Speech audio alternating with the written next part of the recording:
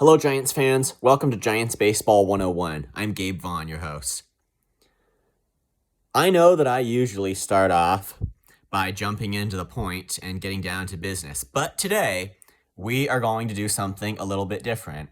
I have an assignment for everyone. I want you to pause the video right now and get a picture of yourself from the year 2014.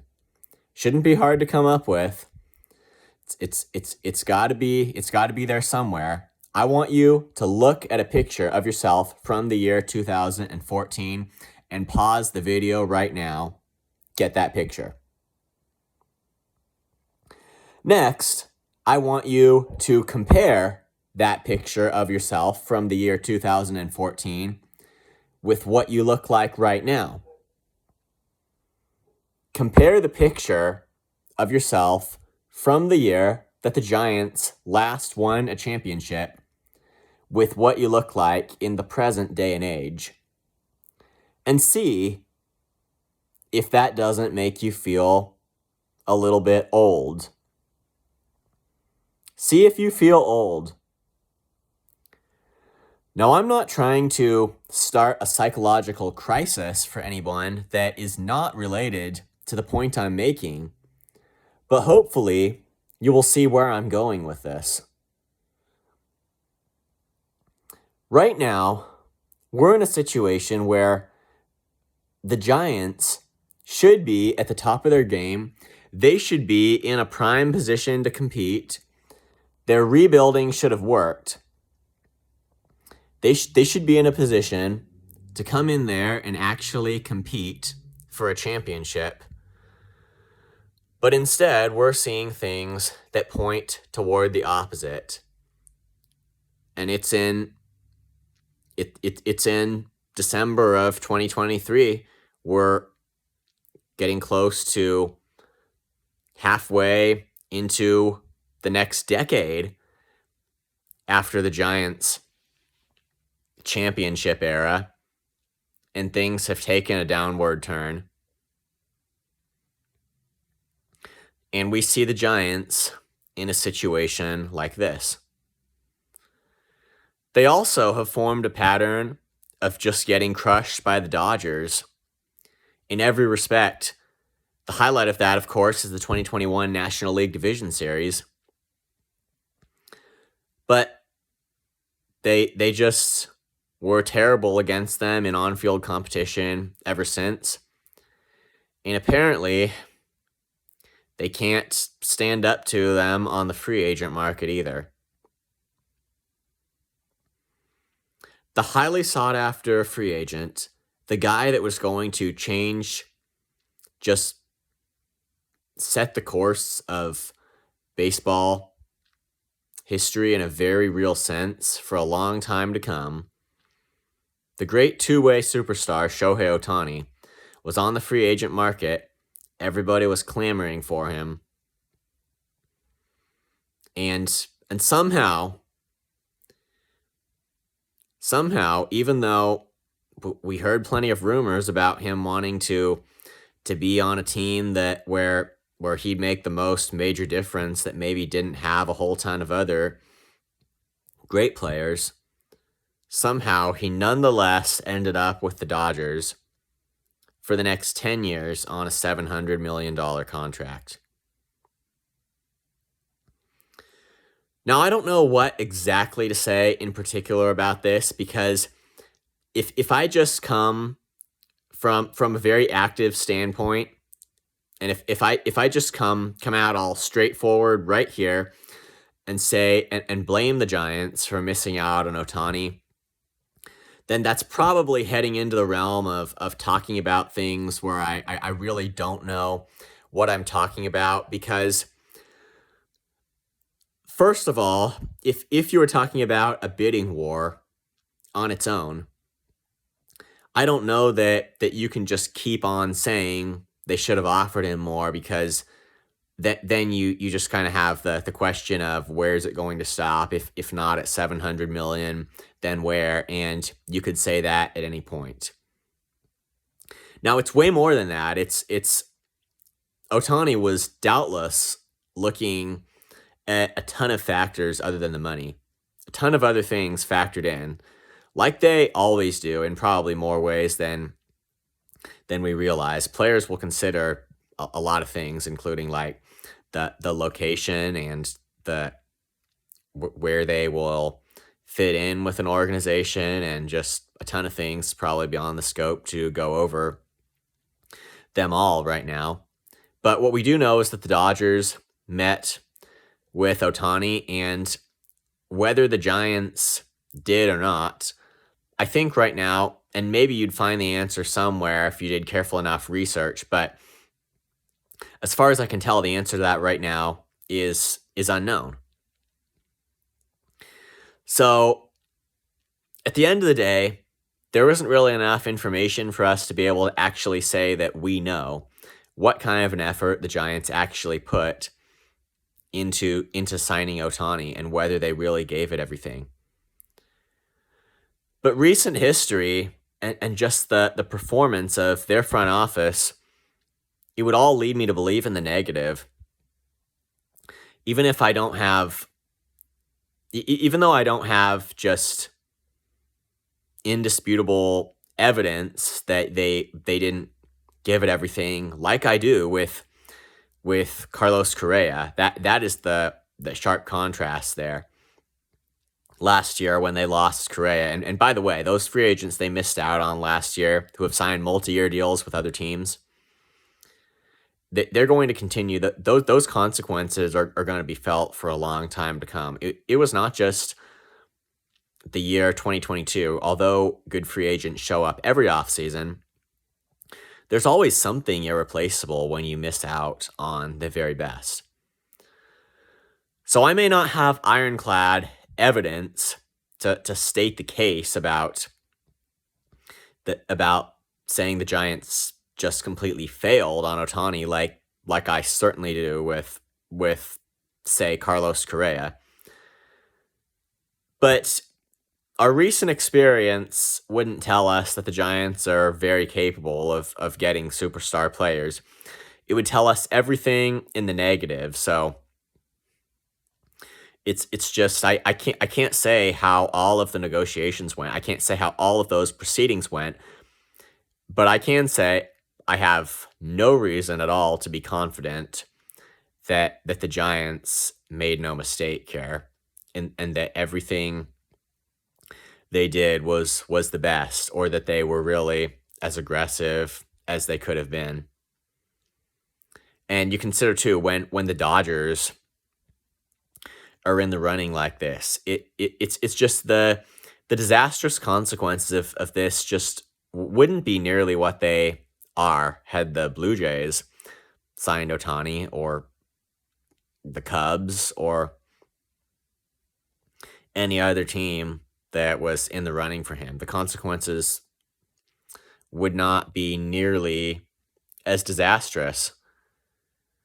But it was the Dodgers, and probably the question that's looming in a lot of fans' minds is, does that seal the deal on the Giants winning the division in 2024? Does that mean like that's a no? And honestly, it's kind of a situation where I totally feel that, and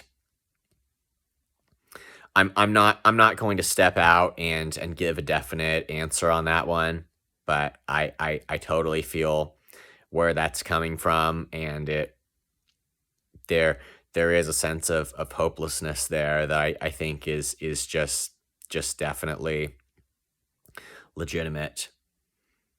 We knew for a long time that this was the one thing that could not happen, and yet it did. And the Giants front office, they're certainly not the ones you could expect to be able to prevent that, because they had struggled up until this point to put a winning team on the field when they had plenty of time for rebuilding, and it's just, I think at the very least we have to say that these are the results that completely match what we've seen in recent years, and they would match predictable expectations if you try to infer things from recent years.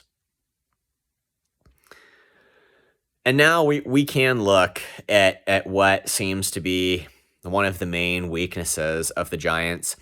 And before we do, I want to make sure that it doesn't get confused with something else. I'm not saying that the Giants all this time have been thinking that they could or should only sign one superstar free agent and have that be it, and the rest just be this same boring strategy of trying to manipulate things within their organization and platoon and hope that you win games, all of this boring stuff. But so we don't want misinformation on that side of things. And I'm not saying the Giants were thinking they were only going to sign one free agent. I am not necessarily saying, because I don't know, but I am not necessarily saying that the Giants were thinking they would sign Ohtani and that would be it and not add to their rotation even after that, or a slugger or whoever they could get. I'm not saying they thought they couldn't get Ohtani and Yamamoto or Ohtani and Bellinger. I don't know. I'm not saying they were thinking that. But it certainly seems to be the case that the Giants, and this applied last offseason too, they go after one guy at a time, and whether they go all in or not, whatever the definition of that, and the definition of that on the Giants side, however they're looking at it, is probably it's probably just not good enough. I mean, they haven't been getting stuff done. But as whatever going all in means to them, it seems like they do it on one free agent at a time, and they're just thinking, get this guy, and focus pretty much on that and only that until it succeeds or fails, which it's just been failing a lot of the time. Now, a real example of that, and this, it may be hard to blame them too much for, but the point is you got to get one or the other. It might have been with Aaron Judge and Trey Turner, because I feel like in the Giants' pursuit of Aaron Judge, they just kind of quietly let Trey Turner fall off the board and sign with the Phillies without making an effort to stop that. And then they ended up losing Aaron Judge too. And you could focus the blame on just the Judge side of it, like, well, they should have offered him more. And certainly they should. After Turner exited the market, I would think that shouldn't have even been a question, but evidently it was, and they let him go for 9 years, $360 million to the Yankees. It's fair pay for a player is determined by the highest bidder. That's what it is. Deal with it. But that's kind of an example there, and I feel like they've been just kind of going on a one player pursuit at a time, or maybe multiple pursuits, but they're just very weak. And the counterpoint that could be made here is that probably a lot of teams kind of do it that way, like it's not something specific to the Giants. And I will acknowledge that's the case. Still, the Giants' situation demands that it be otherwise for them. Their lack of recent success in getting superstar players, and the lack of any major superstar players on the team. Except, well, they've obviously got Logan Webb in the rotation, but I mean, he can't do it like by himself. And just based on that fact, they have to gain a competitive advantage over everybody else. And so I think we can still say, acknowledging all the facts, we can still say it has just not worked for them to pursue one free agent, see him go elsewhere, pursue another free agent, see him go elsewhere. And do I even need to say what I'm afraid is going to happen with Yoshinobu Yamamoto? There's competition. Other teams are interested in him, and I regret to say some of them are getting better predictions to sign him than the Giants are. They really are. And he's the guy they're turning their attention to after having lost out on Shohei Ohtani, which is just the most unfortunate thing ever. But I mean, they should have been a little more serious about Yamamoto while all this Ohtani business was going on. And it could be that Yamamoto would have, I mean, it could be that it wouldn't have done any good, given that Yamamoto might have wanted to just wait and do nothing until all other teams were ready to come in and do some more serious bidding on him, and that Ohtani being on the market really was holding things up in a way that the Giants would not have been able to control. That's a possibility. Still, they should have been seriously talking to others. And while, since we can't know what's going on behind the scenes, we cannot say with confidence that they were not. But I can't imagine that their pursuit of any other free agents was anything like hot. And I think it is most likely that they just that they were just kind of holding off on everybody else. But that just I just don't think that can work. They should have been hotly pursuing at least one other superstar while all of this was going on, without weakening their pursuit of Ohtani at all. I just feel like their focus on one guy at a time is kind of the path to losing out on everyone. Now, please don't get me wrong. I'm not, like I already mentioned, I'm not saying they should at all weaken their pursuits of any one guy, because that's not going to work. Obviously, the problem this brings up is what about the budget? Like, what if they do make multiple offers and they're accepted at the same time? They're committing kind of a ton of money there. And I understand there are things, there are probably some objections there that are hard to answer. But the only thing I'm going to say to that is that if you're worried about the Giants' budget, then you probably just need to attend some more Giants games and buy more hot dogs and buy more garlic fries and all that, because I can't say that it should change the way they need to go about getting superstar players. I mean, there's going to be a risk here, and there's going to be a cost to all of this, but the Giants, I think they brought this upon themselves by just failure after failure. They brought this upon themselves by not getting guys at trade deadlines in the past. But they're just a point now where it's time to go for a championship, and it was due long before. And it's probably taking it's just taking the lesser risk, honestly. This financial risk, it's just better to do that than to take a risk of just going on and on for the rest of this decade the way they have been doing. And it's just I think they can't continue to go about it by just this less than 100% delving into the free agent market, and they need to race to get ahead of everybody else, because it could be a race against the clock. It really could, a race against time to scoop up the guys before they go elsewhere. Now, the final thing, we're just coming back to this now.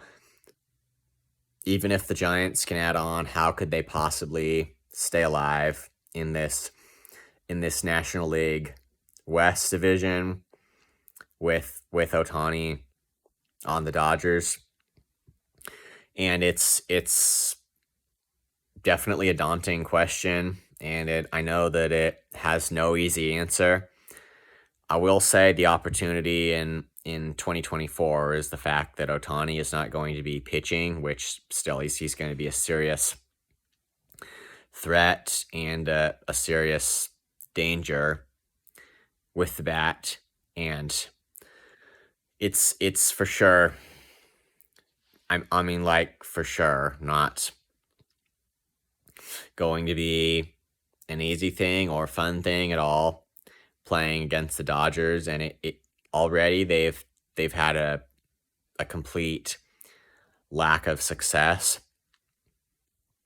against LA. So, I mean, we could be looking at just they need to be their best against the other teams and grab a wild card spot. I mean, it honestly could be what we're looking at. I'm not ruling out anything before it's time to do that. So this is pretty much the thing we have to just kind of leave and set aside for right now and not try to give a definite answer to.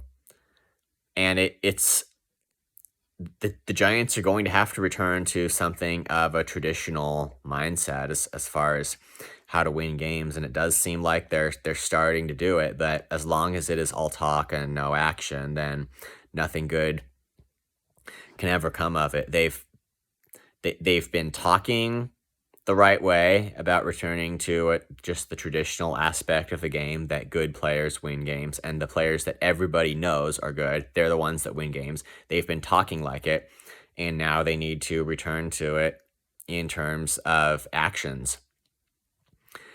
And it's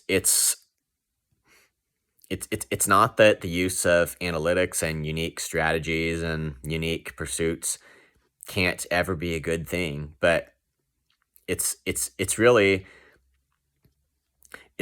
what you do with it. I mean, as we know, Farhan Zaidi has significant respect for the Moneyball strategies and probably what Billy Beane did with the A's. But I mean, we have to understand, Billy Beane did not invent analytics. To say that he invented analytics would be like saying that Columbus discovered that the earth was round. It just didn't happen that way.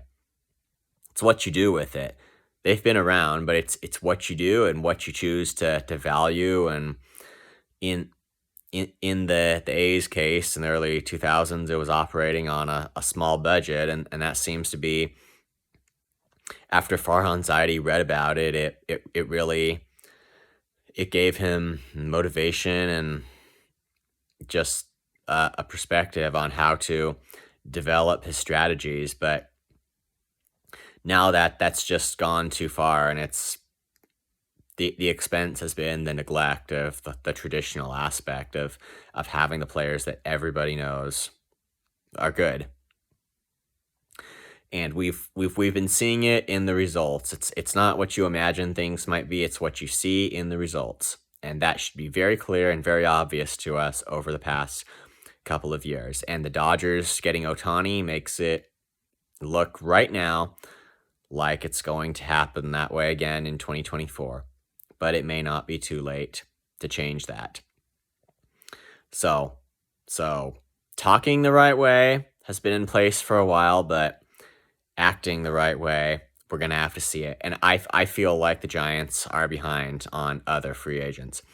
Maybe it was just thinking about Yoshinobu Yamamoto and the attention he's getting from other teams, the Mets, the Yankees, and I don't even think that they're the only ones. But at this point, this is something that I can be straightforward about. The Giants need to grab Yamamoto at all costs. They seriously do. And that is not an option for them. I think we can just end on that note. Thank you for watching. This has been Giants Baseball 101. Please subscribe if you haven't. Also, please leave your questions and comments. You know where to do it. I'll see you next time on Giants Baseball 101.